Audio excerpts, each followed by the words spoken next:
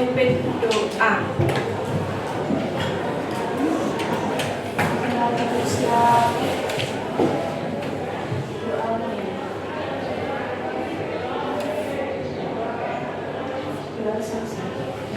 kasih. Saya absensi dulu. Siapa yang tidak masuk hari ini? Indi. Keterangan apa Indi?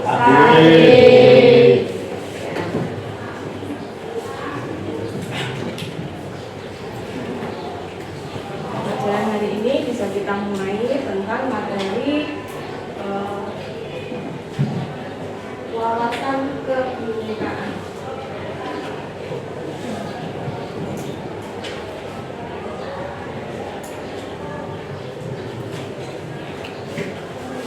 Wawasan kebinekaan global, top 3 berdamai dengan diri.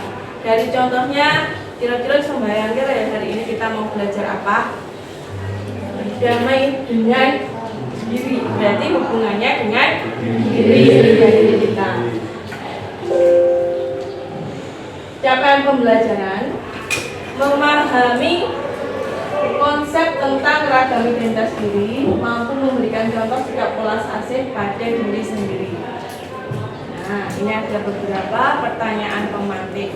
Pertanyaan pemantik pertama dulu ya. Oke, mari kita baca bersama-sama. Oke. Tidak percaya diri terhadap identitas diri Anda, sehingga Anda merasa perlu menyembunyikan identitas tersebut agar tidak diketahui orang lain. Mengapa muncul perasaan tersebut? Pernah orang mengalami kejadian seperti ini? Pernah. Bisa diberikan contoh, Bu Nana? Kenapa harus merasa malu, tidak percaya diri? Nah, biasanya yang muncul pada diri kalian itu ketika apa? Presentasi. Nah, kaya pelajaran bahasa Jawa lah, nanti kok ya suara Jawa suara cambotan Bu. Tapi begitu dipraktekkan ternyata bisa.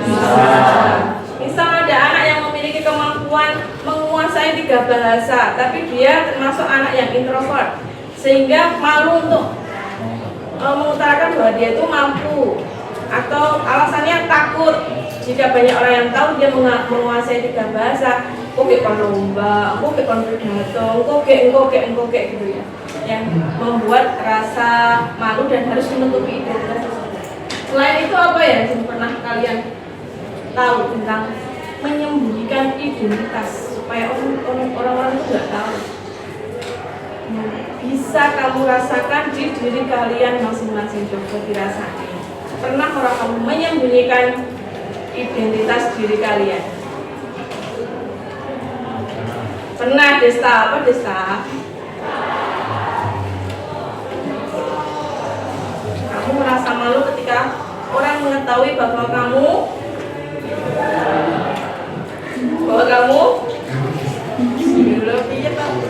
Intan, kamu pernah gak merasa malu, tidak percaya diri terhadap identitasmu? Pernah. Contohnya Intan? Gak enakan. Terus ada lagi misal ya, contoh. Ada orang tuanya yang broken home misal. Dia tidak pernah kenal dengan sosok ayahnya sejak lahir. Ya, dia menutupinya dengan bapakmu kerjanya apa toh? Oh, bapakmu kerjanya luar negeri kok, ora tau balik. Nah, untuk menutupi identitasnya toh, bahwa arep menjelaskan piung dia nggak pernah bertemu dengan orang tuanya sejak lahir, arep ngomong bapakku mati orang naik kuburane, atau ada ngomong bapak saya kira dia juga dia tidak bisa menjelaskan untuk menutupinya dengan seperti itu. Yang kedua, mengapa identitas tersebut perlu disembunyikan? Ya dengan alasan-alasan tertentu yang mengetahui siapa ya orang yang menyembunyikan identitas tadi, ya kan? Terakhir, apakah Anda merasa percaya diri menampilkan diri yang utuh tanpa ada perasaan malu atau dilakukan tidak baik karena identitas Anda? Pernah merasakan ini? Apakah Anda merasa percaya diri? Pernah ora? Kalau awake dhewe iki percaya banget dengan kemampuannya, dengan identitasnya.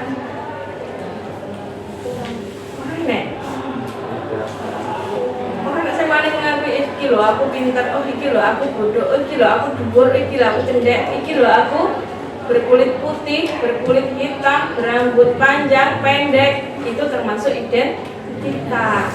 Pernah memiliki rasa kepercayaan diri itu? Pernah, berarti pernah ya. Perasaan malu? Malu. Karena identitas Anda. Nah sekarang, kan wis tak tekoi, kamu bisa menganalisa identitasmu itu seperti apa. Lah agar lebih paham lagi, mari kita bermain identitasku. Nah, aktivitasnya bermain identitasku. Bergerak ke kanan atau ke kiri sesuai gambar yang menunjukkan identitasmu. Nanti di sini akan tertera gambar 1 dan 2. Engkau kabeh ngadeg, kemudian memposisikan diri di sebelah sini atau di sebelah sini sesuai gambar yang tertera di sini ya. Nah, ya saya ngadeg kabeh.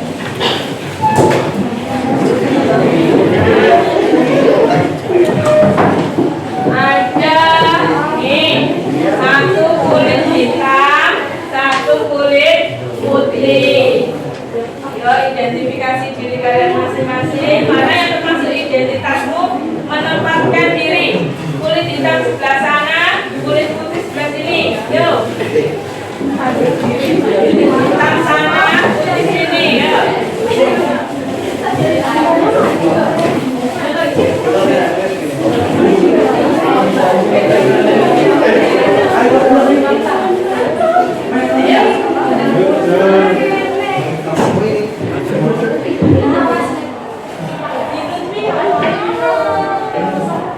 Hitam, putih, kulit hitam, kulit putih.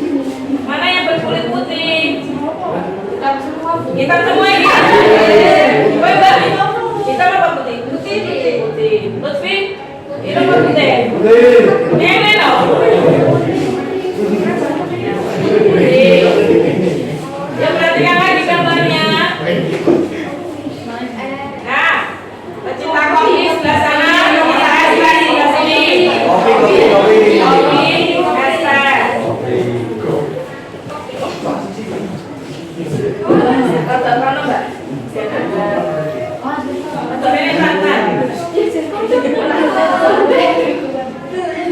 Berikutnya bakso.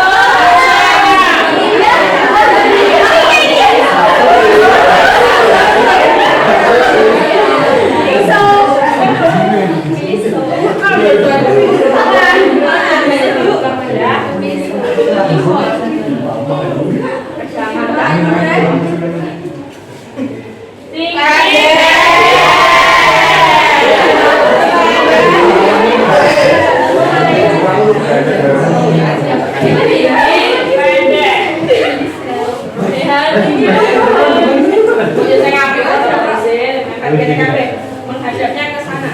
Menghadap ke sana. Ini kan loh, ada orang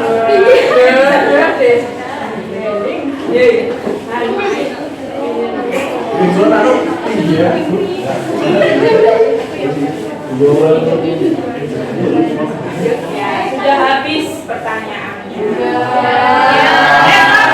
Jangan bergerak. Sekarang kita refleksi. Pada saat bermain identitasku, posisi kalian sama atau berubah-ubah? Sama-sama. Desta.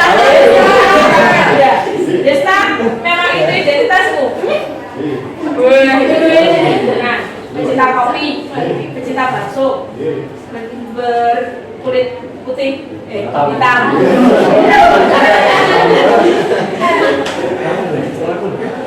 Yang kedua, semakin banyak berada di identitas yang berbeda membuat wawasan semakin luas atau tidak? Luas. Tadi kan berkali-kali tidak berhenti pada satu gerombolan saja. Tidak ada yang memaksa kalian untuk pindah bang. Ayo ada bakso baik, ayo ada yang baik, ada kan? Bergerak sesuai keinginan kalian sendiri kan? Ya. Tiga, mana identitas yang menurut kamu penting? Makanan atau minuman? Beneran layak dulu. Duduk dulu ya, duduk.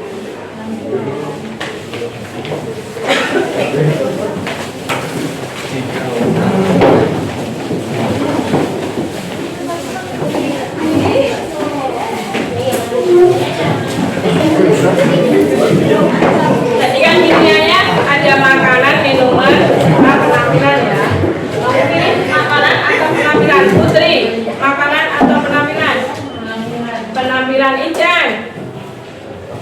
Makanan. Lutfi. Penampilan. Intan. Penampilan. Ketika kamu menjawab, kamu termasuk memilih identitas yang makanan atau penampilan, adakah settingan itu direncanakan dengan teman lain? Tidak toh, kamu menjawab dengan keinginanmu sendiri, tidak ada paksaan. Sekarang kita bermain konsep yang pertama, setiap orang punya banyak identitas. Percaya atau tidak, mari kita pahami video ini.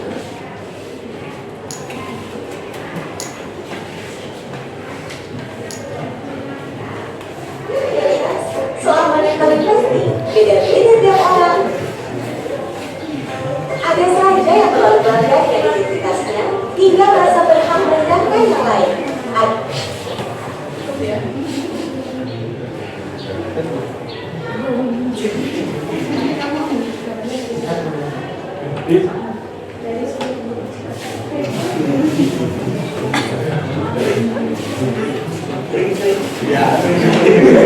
Nah, dia sudah ditayangkan. Apa yang bisa kalian tangkap dari video tadi? Setiap manusia memiliki banyak identitas. Kayak gue zaman masuk di SMA 1 baru ketika kelas 10 toh. Karena orang pancari tak terus kamu membuat kelompok kecil dengan cara sing podo sa SMP kelompok C. Kemudian dipisahkan menjadi kelas-kelas. Kenal karo tonggone, ya toh? Lagi menjadi teman satu kelas. Dan satu kelas itu masih kamu membuat identitas lagi, laki-laki dan perempuan. Bikin lagi identitas. Oh, aku hobiku seneng iki, aku konconan karo kae. Hobiku iki seneng karo kae. Terlalu banyak identitas itu baik atau buruk menurut kalian? Baik. Semakin banyak identitas, semakin banyak relasi yang bisa didapatkan, dan itu nanti bisa membantu kita ketika mendapatkan pekerjaan. Kamu kuliah, terus kerja, orang yang memiliki banyak identitas pasti akan memiliki banyak informasi untuk mendapatkan pekerjaan. Beda dengan orang yang hanya berkutat di satu identitas saja, ya infonya hanya dari satu identitas itu, terlalu sempit, tidak begitu luas ya. Kesimpulannya, mungkin kita punya kesamaan identitas suku misal dengan seseorang, tetapi berbeda identitas agama dengan orang tersebut. Bisa tuh sama sukunya tapi beda agamanya. Ada identitas yang begitu saja kita terima sejak lahir dan tidak bisa diubah. Ada juga identitas yang kita bisa bangun, ciptakan dan ubah. Identitas yang dari lahir apa contohnya?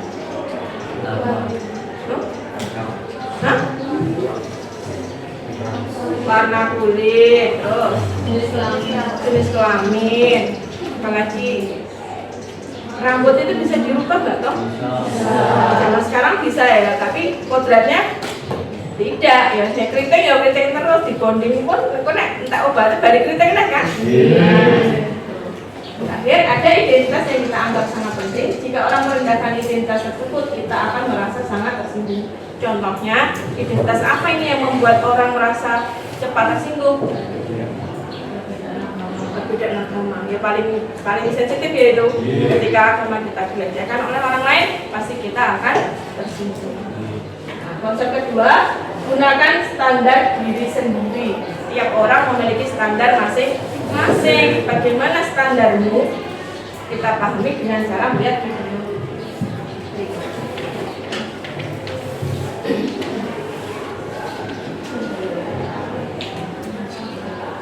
Yuni, seorang siswi di sebuah SMA, berasal dari keluarga sederhana. Tapi karena ingin dihormati dan diterima, Yuni mengaku sebagai anak orang kaya. Gaya busana dan bicaranya diatur sedemikian rupa. Tapi diam-diam teman-temannya tak percaya. Mereka mencari tahu kondisi Yuni yang sebenarnya. Hingga akhirnya Yuni ketahuan identitas aslinya. Karena malu, akhirnya Yuni tak pernah lagi muncul di sekolahnya. Kisah Yuni ini kisah nyata. Kita bisa temui di lingkungan remaja. Rata-rata siswa hari ini merasa minder karena tidak memiliki apa yang orang lain miliki, baik itu fisik, prestasi, maupun sifat khusus. Menurut hasil FGD kami dengan para guru di 4 sekolah yang ada di Jawa Barat, bahwa dari 1 dari 4 siswa merasa minder karena fisik, dan 1 dari 5 siswa merasa minder karena gak punya prestasi seperti orang lain. Hasil survei online kami terhadap remaja menunjukkan mereka tak mau menerima diri agar diterima dan dihargai. Bukannya sibuk menemukan dan mengenali potensi diri, mereka malah sibuk mengejar standar umum. Orang yang berkulit gelap sibuk memutihkan kulitnya karena iklan membuat standar kecantikan itu identik dengan kulit cerah. Yang keriting meluruskan rambutnya karena standar umum wanita anggun adalah berambut lurus terurai. Jika kita sibuk mengejar standar itu, coba pikirkan beberapa hal ini. 1. Setiap orang itu unik, gak mungkin ada satu standar yang cocok untuk semua. Setiap orang bisa punya standarnya masing-masing. Kalau standar orang ganteng itu mancung dan tinggi, lalu bagaimana dengan orang yang pesek dan pendek? 2. Standar itu diciptakan oleh iklan, industri, sinetron, atau budaya. Orang yang gagal membuat standar buat dirinya bakal bisa saran empuk buat para pencipta standar. Mereka lah yang bakal jadi korban iklan dan pengaruh lingkungan. 3. Standar itu relatif. Beda tempat, beda standar. Di Mauritania, sebuah negara di wilayah Maghreb di Afrika Utara Barat, misalnya orang yang cantik adalah orang yang berbadan subur. Di Jepang yang dianggap cantik itu yang giginya gingsur. Beda waktu bisa beda standarnya. Coba perhatikan fashion dari masa ke masa. Apakah standar tren itu sama? Misalkan saja tahun 80-an, pria yang dianggap ganteng itu berkumis tebal. Apakah saat ini masih berlaku? Tapi, kalau yang sifatnya nilai moral itu universal. Sikap jujur di mana-mana dari dulu sampai nanti tetap dianggap baik dan keren. Jadi, daripada ngejar standar cantik fisik, mending membangun inner beauty. Gak usah habisin waktu apalagi sampai menipu diri untuk terlihat sesuai standar fisik yang umum. Gak usah minder, kelihatan di bawah orang lain, atau sombong karena kelihatan lebih tinggi. Karena setiap orang unik dan gak bisa dibandingin. Kalaupun mau bikin standar dan membandingkan, buatlah standar tinggi buat dirimu sendiri. Bandingkan dirimu kemarin dengan dirimu hari ini. Apakah hari ini kamu lebih baik dari kemarin? Terus dorong dirimu sampai memenuhi standar best version of yourself. Ingat, kamu dilahirkan original. Kenapa harus mati sebagai kopian orang lain?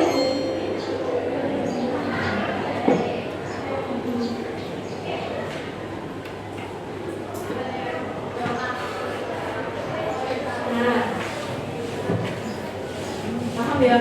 Tergambar ya bagaimana cara membuat standar diri. Sekarang lihat diri kalian masing-masing. Terus di standar urung tinggal seorang kamu. Oh, naik standarnya piye to? Kamu itu bagaimana? Tiap orang pasti berbeda-beda. Ada yang tinggi, ada yang pendek, ada yang gemuk, ada yang kurus, ada yang lurus, ada yang keriting. Nek ada yang tiru-tiru ya, misal kita korban iklan misal. Pemutih wajah, belum tentu kok kita pakai produk tersebut wajah kita menjadi putih, tapi belum tentu cocok, ya kan?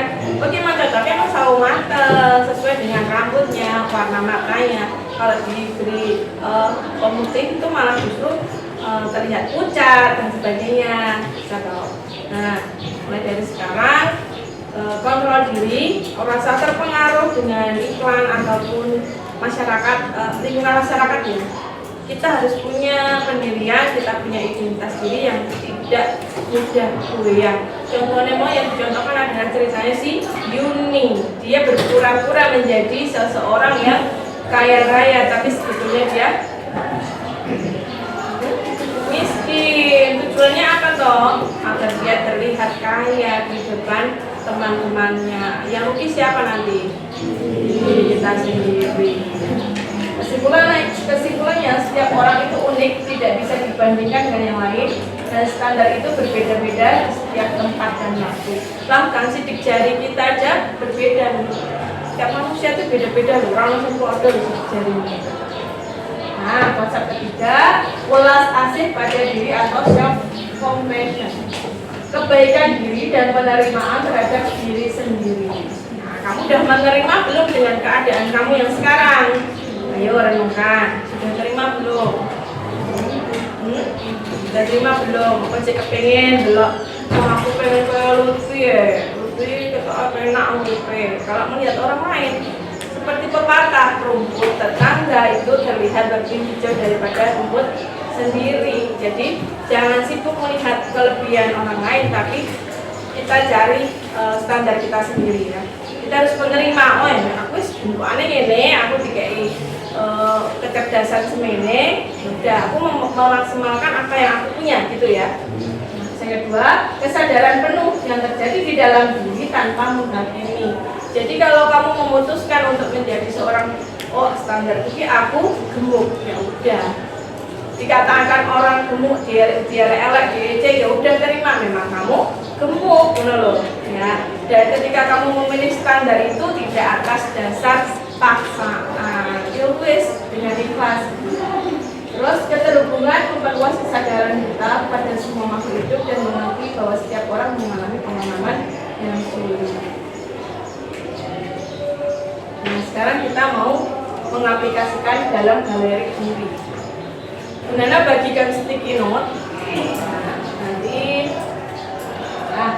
Tulis identitas dirimu tanpa mencantumkan nama terang di sticky note, lalu tempel pada papan tulis. Nanti ditempel di sini secara acak ya. Di sini, ditempelkan di sini. Kita buat galeri. Nanti saya pilih ajak satu anak untuk memecahkan. Silakan ditulis di sticky note yang sudah Bunda bagi.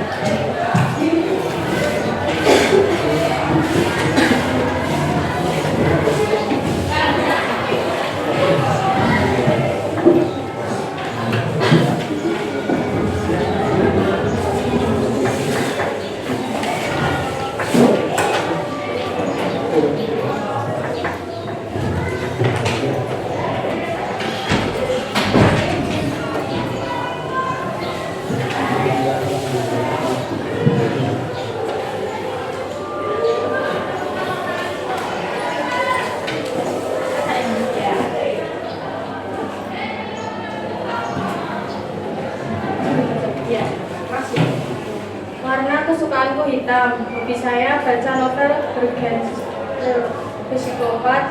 Saya seorang yang keras kepala. Saya juga seorang yang mudah menangis. Makanan kesukaan bakso. Cita-cita saya masuk surga. Siapakah saya? Janda. Terus Lutfi.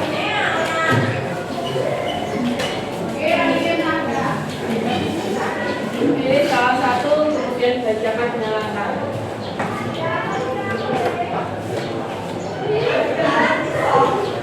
Kesukaan warnaku biru langit, tinggi badanku 158, berat badanku 39 kg.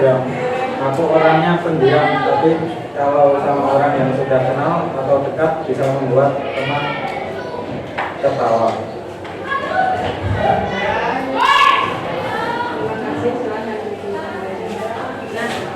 Identitas yang dibaca oleh Putri dan Lutfi, kalian tertawa atau kalian menunduk, berarti Lutfi berarti bisa menjadi identitas. Atau dalam membaca identitas kita bisa menerawang tinggi 158, berarti 29 kilo, hobi apa kain. Nah, dengan membaca identitas kita tahu bahwa itu adalah teman kita. Dan bisa mengerti, berarti kamu sudah bisa memahami identitasmu sendiri. Dengan cara membaca identitas ini, ini kita bisa menerawang kayak ketoke Farhan dan sing diwacane. Nah itu berarti Farhan sudah bisa membuat identitas dirinya sendiri, masih bisa memunculkan siapa dia dengan kata-kata. Sekarang kita buat tindakan konkret. Apa itu tindakan konkret? Ucapkan terima kasih pada diri sendiri karena kamu bisa mengidentifikasi diri kalian sendiri dengan cara bagaimana? Seperti ini. Terus kemudian ucapkan terima kasih. Ayo lakukan. Karena kalian sudah mengucapkan terima kasih. Nah, slide kita yang terakhir ucapannya juga terima kasih. Sudah selesai. Nah, dengan pembelajaran ini, Bu Nana berharap kalian bisa menerima apa yang ada dalam diri kalian, kemudian memaksimalkan apa yang sudah kalian punya, dan punya resolusi hari ini harus lebih baik daripada kemarin.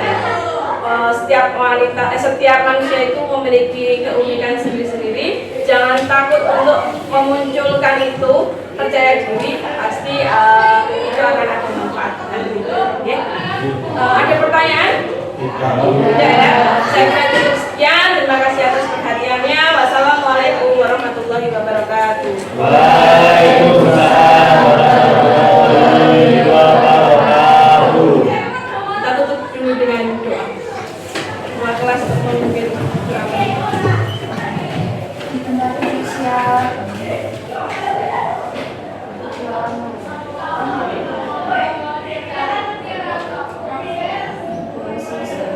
Terima kasih anak-anak, selamat sore.